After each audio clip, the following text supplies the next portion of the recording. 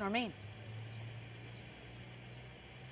Tamsin and Corey, already some residents that we spoke to around the area say they're thankful the city is at least doing something. They don't think this will do much to get addicts and drug users to get away from the park, but at least it will make the park possibly just a little bit safer. After all, this park in particular, St. Mary's Park, some residents tell us they call it Needle Park because the situation has gotten that bad.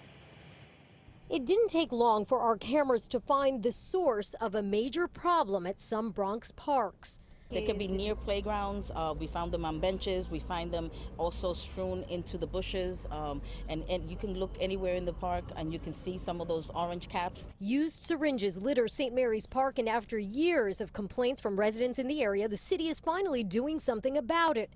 As a part of Healing NYC, the de Blasio administration's initiative combating the opioid epidemic, more than 60 syringe disposal kiosks will be placed in 16 parks across the Bronx.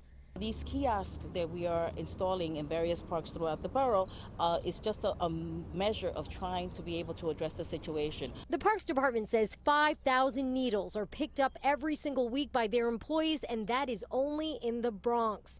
The kiosks were found to be successful in Vancouver and Seattle and was even implemented as a trial here in our own city by an organization known as the Washington Heights Corner Project. Certainly in the area here, which is the closest to where the kiosk is, we've seen a visible decrease in littering of paraphernalia, drug-related paraphernalia and syringes. 2 years ago, we showed you this daisy-shaped kiosk placed in Washington Heights where improperly disposed syringes were becoming a dangerous public safety issue. Since that day and last year alone, the group collected 240,000 syringes thanks to the kiosk and outreach programs. Now, the City Parks Department tells us that these 16 locations, these 16 parks were chosen because that's where they happen to find the highest concentration of needles. They say if it's successful here in the Bronx, they could possibly try to roll out this plan in other parts of the city. They plan on installing the kiosks beginning later this week.